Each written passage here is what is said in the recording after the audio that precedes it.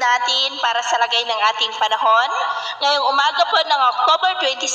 2023 na kung saan sa ngayon po ay patuloy pa rin natin na binabantayan ang LPA na nasa labas po ng ating area of responsibility about 1,910 km east ng Mindanao. Hindi naman po ito nakitaan na maging bagyo pero kikilos palapit dito sa ating kapuluan at posibleng mag-landfall bilang LPA sa darating po na Martes na magdudulot ng mas maulan na panahon sa malaking bahagi po ng ating bansa.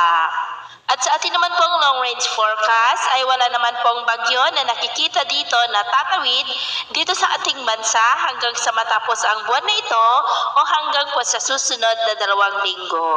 Sa lagay po ng ating panahon ngayon, patuloy pa rin ang pag-ihip ng amihan dito po sa Northern Luzon, lalo na sa northern part at eastern part. Ngayong madaling araw ay generally fair weather sa malaking bahagi po ng ating bansa, maliliban lamang po sa mga tsansa ng mga isolated rain sa ilang bahagi ng Ilocos Region, ilang bahagi ng Cagayan, Benguet, Pangasinan, Batangas, Lucena, Catanawan, Iloilo, Dumaguete, Cebu, Bohol, Southern Leyte, Dinagat Islands, Butuan at Zamboanga Peninsula. At mamaya po ay sisikat ang araw sa malaking bahagi ng ating bansa maliban lamang sa mga tsansa ng maulap na kalangitan na may mga pulupulong pag-ulan lalo na po sa ilang bahagi ng Western Visayas, ilang bahagi ng Central Visayas at ilang bahagi po ng Caraga.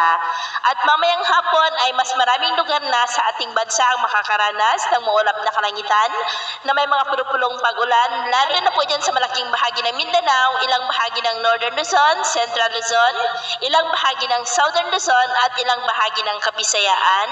Kaya kung lalabas po tayo sa ating mga tahanan ay ugaliin po natin lagi ang magdala ng kahit anong palangga natin sa init ng araw at protection na rin po sa mga biglaang buhos ng ulan.